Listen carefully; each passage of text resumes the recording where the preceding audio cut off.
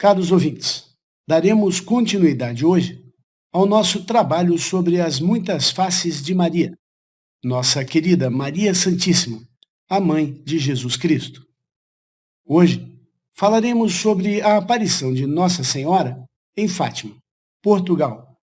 Sem dúvida, a aparição mais importante da Virgem Maria. Como este é o segundo vídeo da série As Muitas Manifestações da Mãe de Jesus, todas as Nossas Senhoras em uma única mulher, se você ainda não ouviu o primeiro vídeo, procure assisti-lo primeiro, antes de assistir a este. Este trabalho que apresentaremos hoje é baseado inicialmente em uma palestra de Elizabeth Klaproth, mensageira da Grande Fraternidade Branca, em 1988, e a pesquisas realizadas por Norma Vieira Fritt e por mim. Eu sou Paulo Rodrigues Simões, responsável pelo grupo de estudos virtual Eu Sou Luz, no website eusouluz.com.br. Se você ainda não conhece o nosso site, seja bem-vindo. Vamos então dar início agora a este assunto tão importante que é a nossa amada Virgem Maria e sua aparição em Fátima, Portugal. As mensagens de Fátima nos dão a profecia, mas também nos dão o antídoto para a profecia. Como vocês sabem, a profecia não é gravada em pedra. Profecia é dada a nós como um aviso para que possamos agir a tempo de evitá-la ou mitigá-la. Iniciaremos este trabalho falando um pouco da história de Portugal e do mundo naquele período.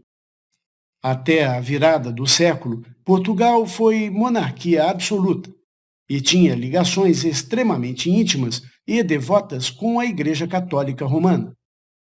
Algumas fontes históricas dizem que, em certa época, 2 entre 9 habitantes portugueses eram padres ou membros de ordens religiosas.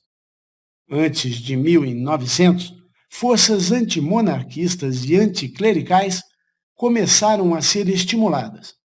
Nesse ano, essas forças surgiram sob o lema República dos Terroristas, e seu grito de união era assegurar que o último rei fosse estrangulado com as entranhas do último padre. O rei Carlos I e seu filho, herdeiro do trono, foram assassinados em 1908 e o rei seguinte, Manuel I, sabiamente fugiu para a Inglaterra, em 1910, e assim foi proclamada uma república revolucionária em Portugal. A nova república era chefiada por uma composição de democratas, socialistas, livre-pensadores, marxistas e ateus. Para instituir a reforma, as facções se desentenderam e os novos líderes utilizaram táticas conhecidas de crueldade e pavor. Eles consideravam o trono, a nobreza e a igreja como um complexo de instituições irracionais. Foi bastante fácil exterminar a linhagem da família real e abolir os títulos de nobreza e abrir novas universidades livres em Lisboa e no Porto para ensinar o socialismo e o ateísmo ao povo português. Mas esses eram assuntos ideológicos em vez de práticos. Assim, os líderes da nova república logo se envolveram em território desconhecido. Os graves problemas das classes operárias, com muita gente que trabalhara para a nobreza ou para a igreja e agora estavam desempregados. O sistema econômico havia desmoronado. Um dos primeiros atos da nova república, em 1910, foi expulsar as ordens religiosas e confiscar suas propriedades. Essa questão se prolongou, pois os religiosos naturalmente resistiram. Entre 1911 e 1916, pelo menos 17 mil padres, monges e freiras foram assassinados. De vez em quando, as entranhas e as cabeças decapitadas das vítimas eram levadas em desfiles pelas ruas para impressionar os religiosos restantes. Essa situação caótica caracterizou Portugal até 1917, Todas as igrejas foram fechadas ou destruídas. Ninguém ousava se reunir para a missa ou mesmo ser visto rezando o terço. O pavor imperava e a religião era considerada morta. Essa era Portugal de 1917, quando Nossa Divina Mãe Maria resolveu intervir. Em 1914, em outra parte da Europa, teve início a Primeira Grande Guerra Mundial. A guerra consumia as resistências de todos os contendores. Uma guerra brutal, diferente de todas as anteriores. Dezenas de milhões de homens passaram pelo campo de batalha, um imenso campo de batalha que cobria quase toda a Europa, os mares e, pela primeira vez, o ar. Há nomes de locais que não mais se apagarão da memória dos homens. Verdun, 400 mil mortos, 700 a 800 mil feridos. La Somme, 400 mil baixas para os aliados. Jutlândia, a grande batalha naval onde a Inglaterra perdeu 7 mil homens e a Alemanha 2.800 homens. Caporetto, 600 mil baixas italianas. Marcos do imenso Holocausto que terminaria com 10 milhões de mortos militares, 13 milhões de mortos civis, 20 milhões de feridos, dos quais 7 milhões de feridos ficaram para sempre inválidos. E enquanto os canhões da Primeira Guerra Mundial iam pouco a pouco emudecendo, uma nova ameaça mais pavorosa se avizinhava. Na Rússia, a agitação e a revolta que tinham marcado desde o início do reinado do czar Nicolau II atingiram proporções assustadoras, com a entrada do país na guerra para a qual não estava preparado. Em março de 1917, estalou a revolução que ia preparar a Rússia para o golpe de Estado bolchevista. Greves nas fábricas, iniciadas sobre os mais variados pretextos, em breve degeneraram em combates na rua e em atos de sabotagem. O imperador abdicou em 22 de março e, com a família imperial, iniciou o caminho do martírio que iria terminar em 29 de julho de 1918, em Ekaterimburgo, na Sibéria, onde, numa casa isolada e no maior segredo, foram assassinados a tiros e a baionetas. Nesse dia, Lenin passou a ser senhor absoluto da Rússia, elevado ao poder pela Revolução de Outubro de 1917, que passou a constituir o Partido Comunista da antiga União Soviética. Em Portugal, a desordem política alastrara-se com a implantação da República, e o novo regime afirmara-se nitidamente antirreligioso. Já em 1910, o Dr. Afonso Costa, ministro da Justiça, declarara que em 2 gerações acabaria com a religião em Portugal. Logo a 8 de outubro, 3 dias depois da Revolução Republicana, entraram de novo em vigor antigas leis do Marquês de Pombal, que expulsavam a Companhia de Jesus, e a de 1834, que extinguia os conventos, não podendo os religiosos viver em comunidades. Os padres jesuítas foram presos, enviados para o Forte de Caxias, onde o próprio ministro da Justiça os interrogava, e, finalmente, eram expulsos do país em condições infames.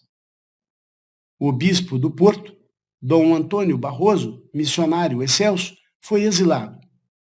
Por todo o país se sucederam as perseguições à hierarquia e aos católicos. O drama que Portugal vivia quase não atingia os pequenos povoados perdidos nos montes ou no fundo dos vales, como o de Aljustrel, pertencente ao município de Fátima, lugarejo encravado na Serra de Aire. Em Aljustrel, em 1917, a vida era simples e modesta, e todos viviam da agricultura e de pastorear seus rebanhos. Vivia-se na terra a fé simples dos mandamentos, e a igreja mantinha-se como o coração e o centro de todo o povoado. Ali, em 2 casas térreas, Separadas uma das outras por poucas dezenas de metros, viviam duas famílias ligadas por estreito parentesco. Numa, habitava Antônio dos Santos, com sua mulher, Maria Rosa, e 6 filhos, um rapaz e 5 meninas.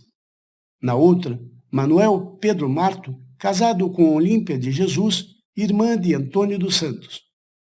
A senhora Olímpia era já viúva com 2 filhos, quando casou com Manuel, em 1897.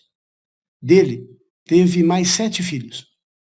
Ambas as famílias, dentro da modéstia dos costumes locais, viviam do cultivo dos campos próprios e dos rebanhos que apacentavam.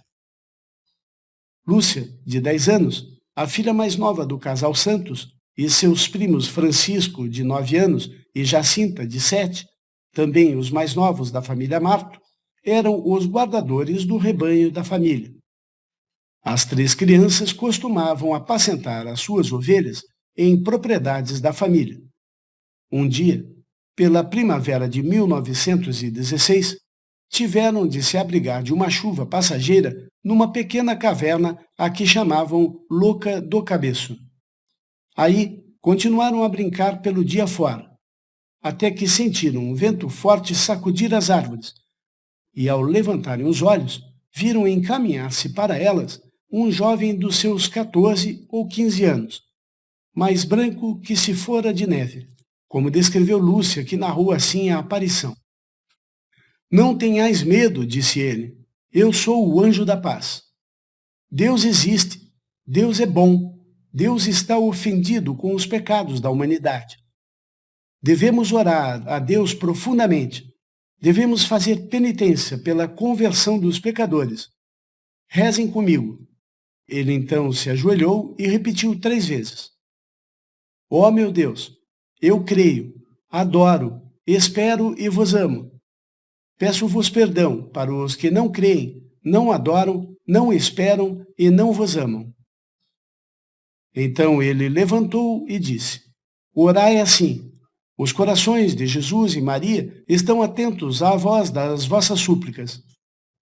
Francisco não ouvia a voz do anjo, Jacinta ouvia e via. Apenas Lúcia via, ouvia e falava. E também, nas aparições subsequentes, Francisco nunca ouviu. A experiência foi tão intensa que as crianças ficaram por um longo tempo prostradas, mal conscientes de sua própria existência, mas repetindo vezes sem fim a oração que o anjo lhes ensinara.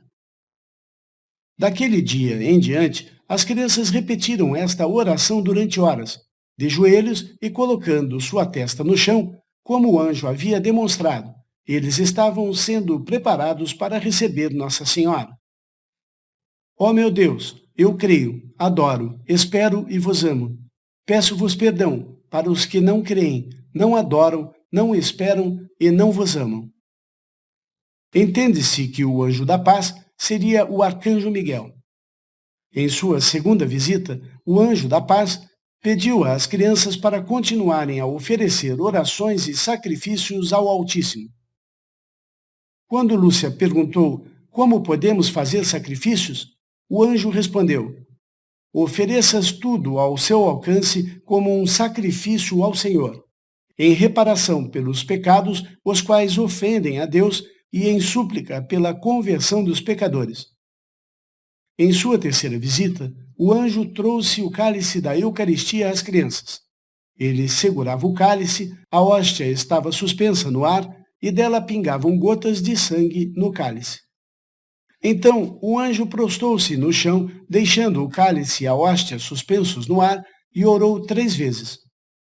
Ó Santíssima Trindade, Pai, Filho e Espírito Santo, eu vos adoro profundamente e vos ofereço o preciosíssimo corpo, sangue, alma e divindade de Jesus Cristo, presente em todos os tabernáculos do mundo, em reparação aos ultrajes, sacrilégios e indiferença com que ele é ofendido. Pelos infinitos méritos de seu imaculado coração e do coração imaculado de Maria, eu vos peço a conversão dos pobres pecadores. O anjo então levantou-se, deu a comunhão às crianças e prostrou-se mais uma vez, repetindo 3 vezes a mesma oração, e desapareceu. Nesse dia em diante, as crianças repetiam por longos períodos as orações que o anjo da paz lhes ensinara. A primeira visita da Virgem Imaculada.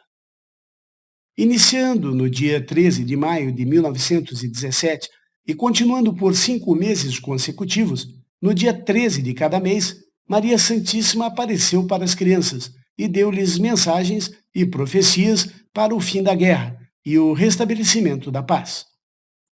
Quando a Virgem apareceu a primeira vez, as crianças estavam em um monte, quando viram então um clarão. Elas achavam que era um raio. Então desceram do monte para onde está a Gruta da Paz, quando de repente viram uma linda senhora, em uma aura de luz maravilhosa. Ela vestia uma túnica branca, com um manto sobre a cabeça. Suas mãos estavam unidas em atitude de prece e segurava um terço de contas brancas, com um brilhante crucifixo branco. Ela disse: "Não tenham medo, não lhes farei mal." Lúcia falou: "De onde veio?" A senhora respondeu simplesmente: "Eu venho do céu." "E o que a senhora deseja?" perguntou Lúcia. "Eu vim para pedir-lhes que compareçam aqui no 13º dia de cada mês, nesta mesma hora, até outubro. Então eu direi a vocês quem sou e o que eu quero." Antes de partir, a senhora perguntou-lhes se queriam oferecer-se a serviço de Deus, aceitando o sofrimento que recebessem, oferecendo-o a Deus e vivendo e orando pela conversão da humanidade. "Sim, nós queremos", respondeu Lúcia, falando pelos 3. "Então, vocês sofrerão muito, mas a graça de Deus os confortará", disse Maria. Após esse diálogo, a senhora separou as mãos e dela partiu um raio de luz que alcançou as crianças. Lúcia, mais tarde, contou que ela sentiu que aquela luz penetrou o mais profundo de seu ser. Ela então começou a ascender em direção ao leste até desaparecer ao longe. Lúcia fez Jacinta e Francisco prometerem não contar nada a ninguém, porque temia que ninguém acreditaria e que seriam punidos por inventar coisas. Jacinta chegou em casa e a primeira coisa que fez foi contar para sua mãe o ocorrido.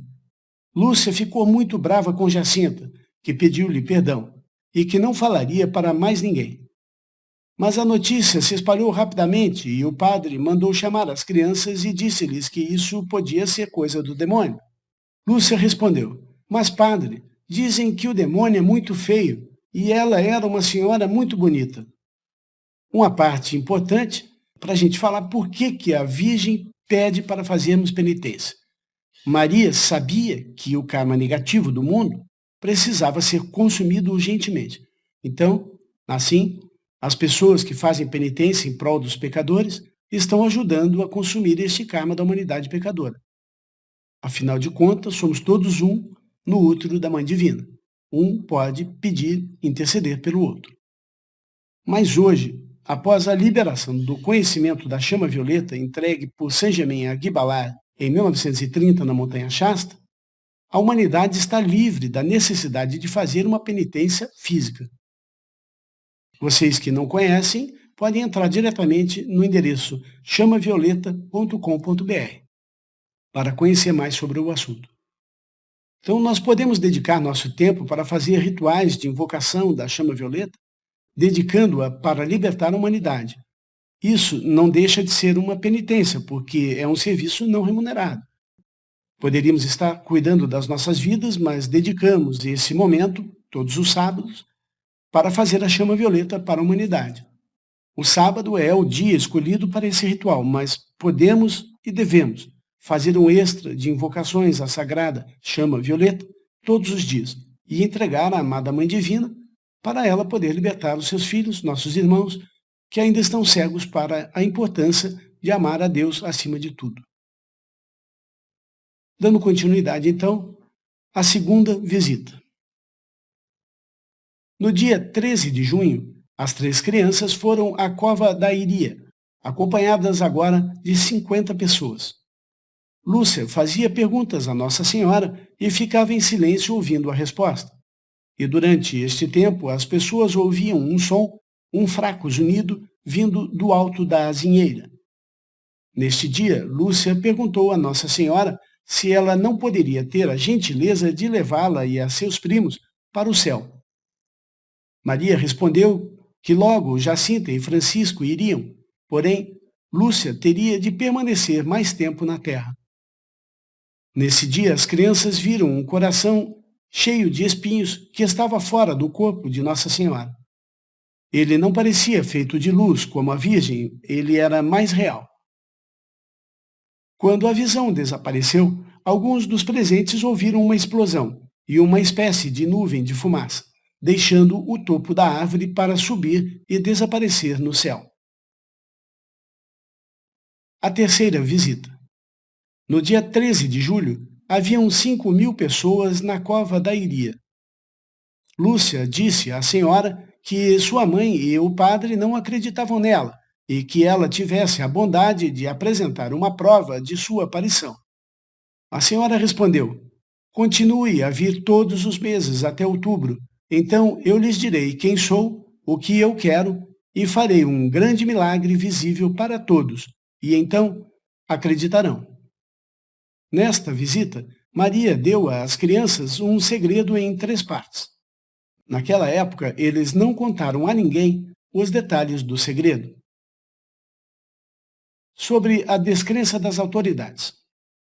A princípio, a aparição de Maria para as 3 crianças foram recebidas com incredulidade. A mãe de Lúcia era a mais cética dos membros da família. Ela queria que a filha se retratasse publicamente, ao que ela considerava ser uma farsa. Em um esforço para conseguir fazer a família admitir que ela estava mentindo, ela repreendeu a criança asperamente e a tratou com desprezo. A senhora Santos não seria convertida até que ela testemunhasse o milagre do sol, que ocorreu durante a visitação final de Maria Santíssima para as crianças. O padre da paróquia, depois de questionar Lúcia sobre as 2 primeiras visitas, pensava que as aparições poderiam ser mesmo obra do diabo. Apesar do número crescente de peregrinos que vinham diariamente para visitar o local das aparições ou para estar presente durante as aparições, as autoridades eclesiásticas permaneceram reservadas e distantes. Neste ponto, a notícia já havia se espalhado por todo o país. Jornalistas empregados pelo governo revolucionário ridicularizavam as aparições em suas matérias. Eles alegavam que as crianças faziam parte de uma conspiração organizada para incitar o povo contra o governo e encorajaram as autoridades civis a intervir. A 4ª visita.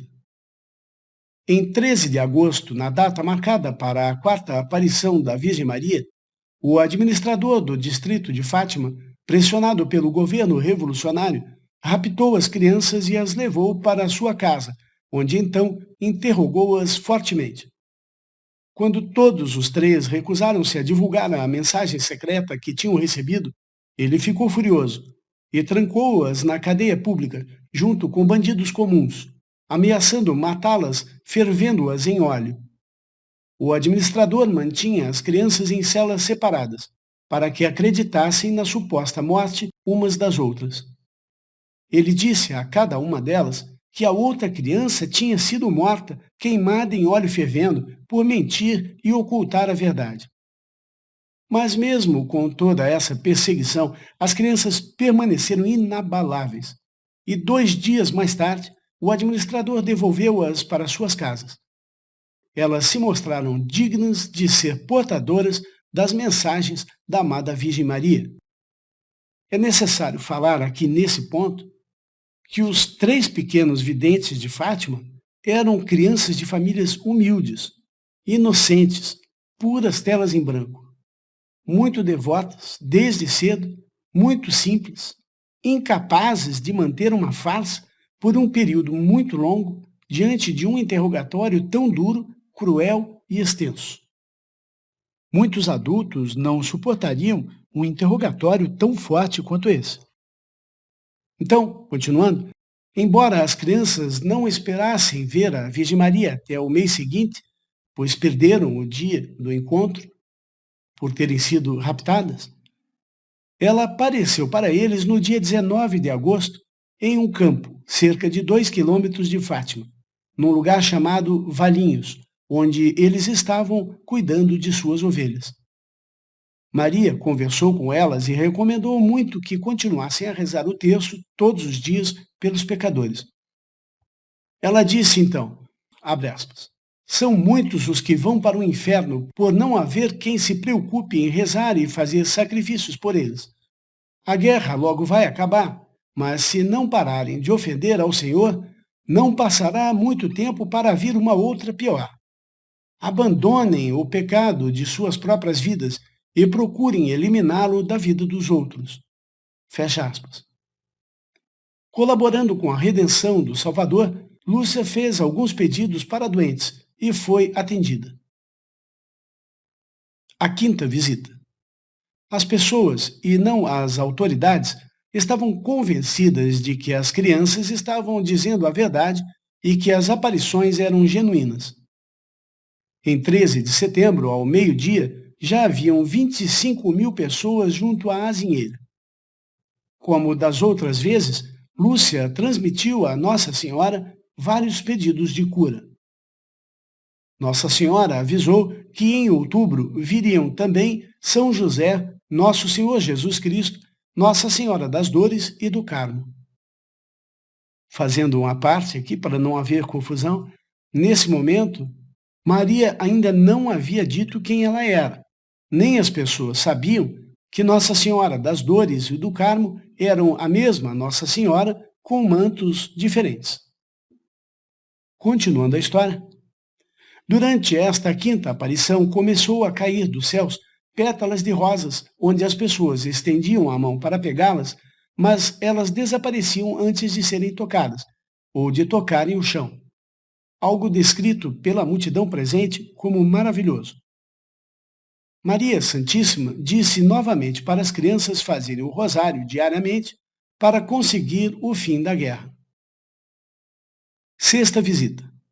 Quando chegou o dia 13 de outubro, cerca de 70.000 fiéis e curiosos vieram para ver o grande milagre tão esperado. O dia foi excepcionalmente frio e chuvoso. Muitos dos que esperavam a hora do milagre se aproximar tinham passado a noite na chuva e estavam encharcados até a pele. A terra tinha aproximadamente 20 centímetros de lama. Um pouco mais tarde do que a hora prometida do meio-dia, quando todos já estavam impacientes e a polícia já estava pronta para levar as crianças novamente, Nossa Senhora apareceu e falou às crianças. Lúcia perguntou-lhe novamente, Senhora, quem sois vós e o que desejais? Nossa Senhora deu um sublime sorriso e respondeu, Eu sou a Senhora do Rosário. Continuem sempre a rezar o terço diariamente. Lúcia pediu para curar alguns doentes e a conversão de uns pecadores dos quais ela era intermediária. Uns sim e outros não. Nossa Senhora respondeu-lhe. E acrescentou, não ofendam a Deus nosso Senhor, que já está muito ofendido. Quando ela terminou de falar, o milagre do sol começou. O vento soprou e as nuvens desapareceram. O sol empalideceu, começou a girar em círculos, girando sobre seu eixo como uma gigantesca roda de fogo. Por 3 vezes ele parou e em seguida retomou o seu movimento de rotação. De repente mergulhou em direção ao chão, fazendo com que os espectadores gritassem de terror, muitos caindo de joelhos em oração. Brilharam nele todas as cores do arco-íris, e essas cores se refletiam na paisagem, nas pessoas e em tudo. A multidão gritava, pedia para ser poupada, rezava, chorava, pedia perdão. Foi um espetáculo dantesco. Cerca de 10 minutos mais tarde, o sol se ergueu à sua posição normal no céu e tornou-se novamente muito claro de se olhar. Todos os peregrinos perceberam que suas roupas encharcadas de chuva estavam completamente secas. A lama havia secado, o chão estava totalmente seco. Todos os presentes confirmaram o ocorrido como um grande milagre reconhecido. Durante todo o fenômeno do sol, as três crianças estavam em êxtase e não assistiram aos fenômenos descritos, mas viam outros que Nossa Senhora havia lhes prometido. Assim que saíram do êxtase, Lúcia e os primos, após o desaparecimento de Nossa Senhora, viram ao lado do sol uma outra aparição ainda mais linda. Como a Virgem prometera, São José com o menino e Nossa Senhora com as bordas de seu manto em ouro. São José e o menino pareciam abençoar o mundo com uns gestos em forma de cruz. Em seguida, apareceu Nosso Senhor Jesus Cristo e Nossa Senhora das Dores. E por último, Nossa Senhora das Dores desapareceu para surgir com o aspecto de Nossa Senhora do Carmo, usando o escapulário. Os ateus que haviam comparecido apenas para desmascarar os pequenos videntes caíram de joelhos pedindo perdão a Deus. Houve muitas conversões e muitas curas nesse miraculoso 13 de outubro de 1917. Na escola da aldeia, distante dali 12 milhas, os alunos começaram a cantar hinos de louvor a Deus quando viram os fenômenos caleidoscópicos que faziam do seu mundo um mundo de sonhos e deslumbramento. Esses fenômenos celestes foram vistos por muita gente milhas ao redor da cova da Iria. Confortados, em paz e ainda convencidos de que eles tinham realmente testemunhado um milagre, a multidão dispersou. Vejam só que, mesmo a milhas de distância, anulando qualquer possibilidade de se dizer que foi uma histeria coletiva, uma hipnose coletiva, então pessoas que nem estavam na multidão, milhas dali, viram o mesmo milagre. Fantástico, irrefutável, irrepreensível. Continuando, por que a Virgem escolheu o vilarejo de Fátima para aparecer em Portugal? Além, é lógico, de ser um local no interior e sem importância para o governo revolucionário, onde as pessoas ainda podiam manifestar sua religiosidade sem serem agredidas, três curiosidades são no mínimo interessantes e merecem toda a nossa consideração. Fátima era o nome da filha de Maomé, nome que vem do árabe e significa a desmamada ou a donzela esplêndida, ou ainda aquela que alcançou um degrau mais alto na escala da evolução. Indica uma pessoa que sabe ouvir a intuição e não se prende a regras ultrapassadas. Outra curiosidade ainda mais forte é que Fátima fica exatamente ao centro entre o norte e o sul de Portugal. A fronteira ao norte e ao sul estão a exatos 279 quilômetros de distância. Bem no coração de Portugal. Fantástico, não é mesmo? Maria pede para orarmos ao seu sagrado coração exatamente quando ela está no coração de Portugal. Muito legal. E em terceiro, se nós somarmos 2 mais 7 mais 9, 279 quilômetros, 2 mais 7 mais 9, nos dá 9 fora 9. 9 está na linha do coração, nas 9 horas do relógio do ciclo cósmico. Para quem já estudou os ciclos cósmicos, entende. Significa coração. É por isso, então, que eu gosto de falar dos ensinamentos e das coisas de Deus, porque sempre, nada é por acaso, tudo se confirma. Não é maravilhoso isso? Continuando, o destino das crianças. Como Nossa Senhora havia dito, Jacinta e Francisco morreram pouco depois das aparições. Morreram de doenças, pneumonia e bronquite, e sofreram por 3 anos antes da Senhora vir buscá-los. Em 1925, Lúcia entrou como postulante na casa das Irmãs Doroteias, em Pontevedra, Espanha. É aí que Nossa Senhora lhe aparece nesse ano, conforme havia prometido, para pedir a comunhão das reparações do primeiro sábado. O bispo de Leiria pediu a ela que escrevesse todas as suas memórias. Ela escreveu suas primeiras memórias em 1935. Eram experiências muito íntimas, difíceis para ela de compartilhar. O bispo mostrou as memórias ao cônego Galamba e ele disse: Lúcia não contou tudo. Ordene-lhe que conte tudo. Ela, então, escreveu suas segundas memórias em novembro de 1937. Escreveu uma carta endereçada ao padre Gonzales. Abre aspas. O bispo me escreveu dizendo que o Dr. Galamba analisou meus escritos e ordenou que eu registrasse tudo o que eu pudesse lembrar sobre Jacinta, para uma nova edição que querem publicar. Esta ordem invadiu o centro da minha alma como um raio de luz, dizendo-me que chegara a hora de revelar as 2 primeiras partes do segredo. Fecha aspas.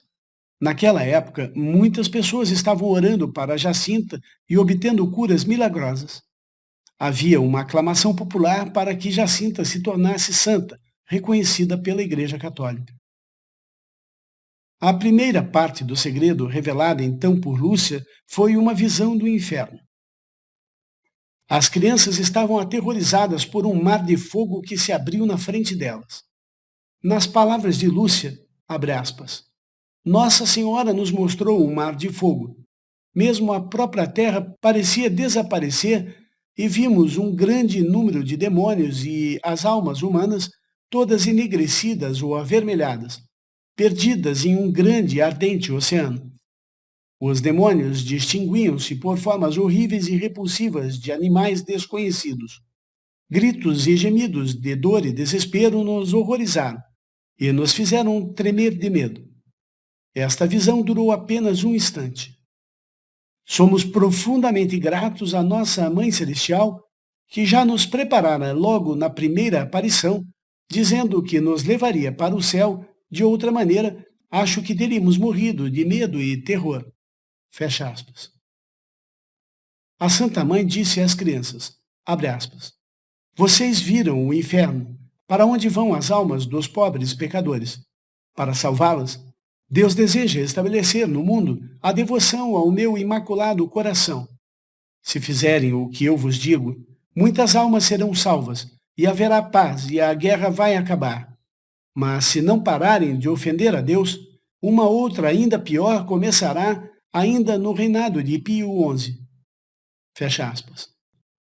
Ela falava sobre a Segunda Guerra Mundial, que foi um conflito militar global que durou de 1939 a 1945, envolvendo a maioria das nações do mundo, incluindo todas as grandes potências. O Papa Pio XI faleceu exatamente em 1939, no ano do início do conflito. A Virgem Sagrada disse, abre aspas, Quando virem uma noite iluminada por uma luz desconhecida, saibam que é o grande sinal dado por Deus de que vai castigar o mundo por meio da guerra, da fome e de perseguições à Igreja e ao Santo Padre. Fecha aspas. A belíssima aurora boreal de 1938 foi vista em toda a Europa e parte da América do Norte no ano em que a Alemanha invadiu a Polônia, logo antes do conflito se tornar mundial. Na segunda parte do segredo, Maria disse que para evitar essa segunda guerra, seria necessário pedir a consagração da Rússia ao seu Imaculado Coração em uma comunhão reparadora nos primeiros sábados de cada mês. Ela disse que, se os pedidos dela fossem cumpridos, a Rússia se converteria e haveria paz. Ela disse, abre aspas, se atenderem aos meus pedidos, a Rússia se converterá e haverá paz. Se não, o mal nascerá na Rússia e espalhará seus erros pelo mundo inteiro, provocando guerras e perseguições à Igreja. Os bons vão sofrer o martírio. O Santo Padre sofrerá muito e diferentes nações serão aniquiladas. Fecha aspas. Vejam que ela previu, em 1917, a aniquilação de nações antes mesmo de haver possibilidade militar disso se tornar realidade. Nessa época, não havia bombas atômicas ou armas químicas e biológicas. Então, continuando, em 1917, liderados por Lenin, os bolcheviques tomaram o poder e atacaram as igrejas na Rússia, pois a religião não tem lugar no comunismo, que afirma que a religião é o ópio do povo. o comunismo espalhou o ateísmo pelo mundo, escravizando muitos povos. A Santa Mãe disse, abre aspas, mas no final meu imaculado coração triunfará. O Santo Padre consagrará a mim a Rússia, que será convertida e será concedido ao mundo um período de paz. Fecha aspas. Vejam, ela fala um período de paz, né? Porque a Rússia libertou-se do comunismo como regime, e muitos países que eram oprimidos por esse regime também se libertaram, mas o comunismo se espalhou pelo mundo. Em 1929, Maria Santíssima apareceu a Lúcia novamente e disse que era hora do Papa, em união com todos os bispos do mundo, consagrarem a Rússia ao seu Imaculado Coração. Apesar dos apelos de Lúcia para os papas Pio XI e Pio XII, a consagração da Rússia não ocorreu exatamente da forma solicitada por ela e, como a Virgem profetizou, a Segunda Guerra Mundial tornou-se uma realidade. A consagração da Rússia ao coração de Maria significava pedir a ela que velasse e que intercedesse pela Rússia, intercedesse pelo destino dessa nação. Maria pedia oração e penitência para que o mal não se espalhasse, mas o mal se espalhou. E rapidamente.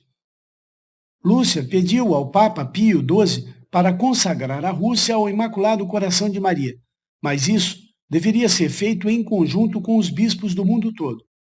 Mas ele não era aprovado por todos os bispos, não conseguiria apoio de todos nem que desejasse. Ele consagrou a Rússia ao coração de Maria em 1952, sem o apoio dos bispos. Mas Lúcia lhe disse que, se não fossem reunidos todos os bispos do mundo, a solicitação de Maria não seria cumprida, da forma requerida por ela.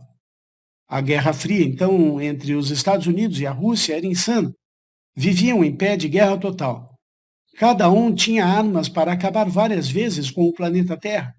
A situação se tornou pior ainda quando os Estados Unidos descobriu que a Rússia mantinha mísseis secretamente escondidos em Cuba. Qual era o terceiro segredo de Fátima?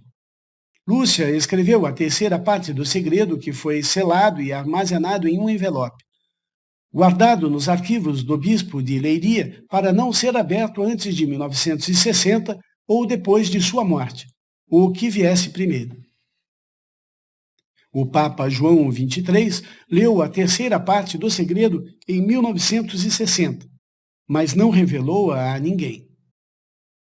Como revelado posteriormente pelo Papa João Paulo II, o texto sobre o terceiro segredo é o seguinte, abre aspas.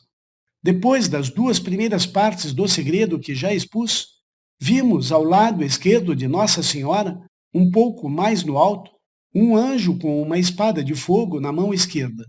Ao cintilar, emitia chamas que incendiavam o mundo, mas apagavam-se com o contato com o esplendor que Nossa Senhora irradiava, com sua mão direita dirigida contra ele. O anjo, indicando a terra com a sua mão direita, disse com voz forte, penitência, penitência, penitência. E vimos em uma imensa luz, que é Deus, algo semelhante ao que veem as pessoas em um espelho, quando passam diante dele. Um bispo vestido de branco, e tivemos um pressentimento de que era o Santo Padre. E também vimos outros bispos, sacerdotes, religiosos e religiosas, a subir uma montanha empinada em cujo cume havia uma grande cruz de madeira tosca, como se fosse a casca de uma árvore.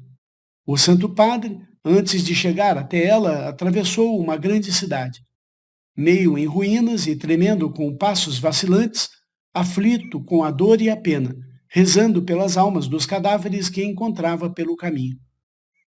Chegado ao cume do monte, prostrado de joelhos ao pé da grande cruz, o Santo Padre foi morto por um grupo de soldados que dispararam vários tiros de armas de fogo e flechas. E, do mesmo modo, morreram, um atrás do outro, bispos, sacerdotes, religiosos e religiosas e diversas pessoas seculares, homens e mulheres de diversas classes e posições.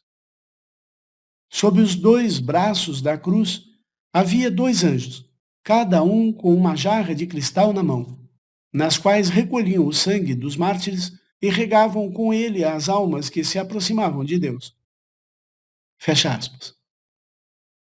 Então, a primeira pessoa que entendeu parte do significado deste texto foi o Papa João Paulo II. Depois de ter sofrido um atentado à sua vida, no leito do hospital, alguns dias depois que se recuperou, ele confessou ao seu secretário. Disse-lhe ele: "Este Papa sou eu." O atentado ao Papa aconteceu em 13 de maio de 1981, no aniversário da primeira aparição de Nossa Senhora de Fátima.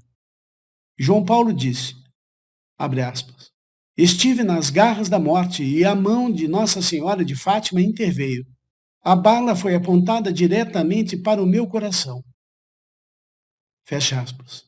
Quando o Papa foi visitar o atirador na prisão, seu algoz lhe disse, abre aspas, "Eu sou um assassino de aluguel, eu nunca erro. Eu sou um profissional. De quem era a festa em sua igreja naquele dia? Foi isso que o salvou." Fecha aspas. Durante a festa, o Papa se ajoelhou para abençoar a estátua de Nossa Senhora no instante exato do tiro. Assim, o tiro dado pelo matador profissional não atingiu diretamente o coração. O Papa João Paulo disse, "Uma mão guiou a arma, mas a outra guiou a bala." Para você, que sempre esperou que esta terceira parte do segredo fosse algo muito mais horrível do que a morte do Papa, algo como a Terceira Guerra Mundial, entenda que a morte do Papa é simbólica. Ela representa a morte da Igreja, a morte da possibilidade de religião, e isso está acontecendo. Lembre-se de que não foi só o Papa que morreu nesta visão das crianças de Fátima. Bispos, padres, freiras e pessoas de bem, importantes para o planeta, também morreram no topo do monte. E o Papa, antes de morrer, estava caminhando entre uma cidade de pessoas mortas. O comunismo está espalhando não só partidos, mas infiltrando-se em todas as áreas da sociedade, colocando seus camaradas, como eles mesmos se chamam, em escolas, faculdades e inclusive religiões, onde fazem com que instituições de bem sejam desacreditadas. Lembrem-se do que a Virgem disse, de que a Rússia espalhará seus erros pelo mundo inteiro, provocando guerras e perseguições à Igreja. A Terceira Guerra Mundial é espiritual, uma guerra do materialismo contra o espiritualismo. Outra coisa, muitos perguntam por que a Virgem Maria conta as coisas em segredo para seus videntes, inclusive Medjugorje, como veremos em um próximo filme. É simples de entender. A Virgem não estava falando para nós que somos estudantes dos mestres ascensos. Ela falava para um mundo católico. Para os estudantes dos mestres, ela fala claramente e sem segredos. Mas para o mundo católico, vocês sabem o quanto um segredo atrai as multidões e gera muita curiosidade e atenção. Isso chama a atenção da humanidade para as outras coisas importantes que ela diz, para o alerta contra o comunismo que ela fez, para a necessidade de oração, para a necessidade de colocar a atenção em Deus, para a necessidade de fazer penitências para a libertação das almas, almas de filhos da luz que financiam o mal sem saberem o que estão fazendo, financiam a música rock e outros lixos, financiam partidos que só pensam em cercear a liberdade e escravizar a humanidade. Mas então, continuando a história. No ano seguinte ao ataque que sofreu, João Paulo II foi a Fátima para agradecer à Virgem por ter poupado a sua vida. E em 1982, ele consagrou a Rússia ao Sagrado Coração de Maria. Lúcia estava lá e lhe disse que não estava feito, que ele ainda não reunira todos os bispos para esta consagração. E então, no dia 25 de março de 1984, João Paulo II pediu ao bispo de Portugal para levar a estátua da Nossa Senhora de Fátima para o Vaticano. E na presença daquela linda estátua, ele liderou a consagração do mundo e da Rússia, juntamente com todos os bispos, ao Imaculado Coração de Maria. E finalmente Lúcia disse, está feito, segundo a vontade de Nossa Senhora. Naquele mesmo ano, Gorbachev tornou-se secretário-geral do Partido Comunista. A situação começou a mudar na Rússia. As coisas começaram a mudar. Os Estados Unidos e a Rússia começaram a se entender. Gorbachev e Reagan, presidente dos Estados Unidos, começaram a assinar tratados para destruir as armas nucleares. Um após o outro, os países do bloco oriental foram se libertando dos grilhões do comunismo. Tudo isso começou a acontecer na União Soviética. Gorbachev abdicou do poder e libertou a Rússia. Lúcia então disse: o dia está próximo. Deus havia aceitado a consagração do colegiado. E logo os muros de Moscou foram derrubados de dentro para fora. No dia 1º de dezembro de 1989, Gorbachev foi visitar o Papa João Paulo no Vaticano. Em 25 de dezembro de 91, a bandeira vermelha do comunismo foi baixada na Rússia, e em seguida veio a dissolução da União Soviética. Maravilhoso, não é mesmo? A Virgem provou que, fazendo a consagração daquele país, daquele partido, daquela política horrível que estava acontecendo na Rússia, que isso libertaria aquele país. Então, isso é uma amostra do que nós podemos fazer com a expansão do comunismo pelo mundo, através da China, através dos países na América Latina e entre tantos outros lugares onde o comunismo ainda cresce, e não só o comunismo, como qualquer partido corrupto, que nós sabemos que aqueles partidos que, entre aspas, não são diretamente contra a igreja, mas estão tomados por bandidos, todos eles, todos os países, todas as situações, empresas, famílias, seja o que for, nós podemos consagrar ao coração de Deus, consagrar ao coração de Jesus, consagrar ao coração de Maria. E assim fazer milagres. Mas é necessário esse pedido de intercessão pelos filhos da luz. Simplesmente deixar-se oprimir não é o caminho. Ela mostrou o caminho. O caminho é pedir a intercessão divina através da consagração daquilo que está nos oprimindo ao Sagrado Coração. Agora, uma questão muito falada por todos é: por que o Vaticano manteve esse segredo oculto por tantos anos e só revelou no ano 2000, durante a beatificação de Jacinta e Francisco? Porque há muitas pessoas doentes no mundo, fanáticos, que tentariam, com certeza, cumprir a profecia de matar o Papa. Perfeitamente compreensível manter o segredo, não acha? Hoje em dia existem muitas pessoas dizendo: nós não precisamos de Deus. Esta é a atitude de tantos hoje em dia. Depois do 11 de setembro, as igrejas e templos se encheram de fiéis. Mas isso durou pouco e muitos deixaram sua fé. A conversão espiritual em direção ao Sagrado Coração de Deus, que existe em cada um de seus filhos, precisa ser profunda e contínua. E não apenas uma reação temporária, mas permanente. Esse foi o tipo de conversão que a Santa Virgem de Fátima nos pediu. Agora, então, finalizando esse trabalho, eu quero mostrar algumas fotografias para vocês da atualidade. Essa casa que vocês estão vendo é a casa da família Marto, a casa de Jacinta e de Francisco. Esse é o outro lado da casa, a mesma casa. Nessa foto, dentro da casa, nós temos então à direita a fotografia da porta, da entrada, do hall de entrada da casa, e atrás da porta, né, como eles colocavam os casacos, guarda-chuvas pendurados. Material da época. Né? Esta é a cama de Jacinta.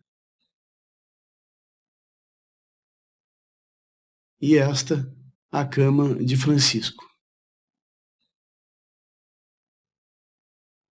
Aqui, um local onde guardavam os carneiros. Eu acredito que esse carneirinho que nós estamos vendo ali deva ser um carneiro empalhado, tendo em vista que isso agora é um museu. Né?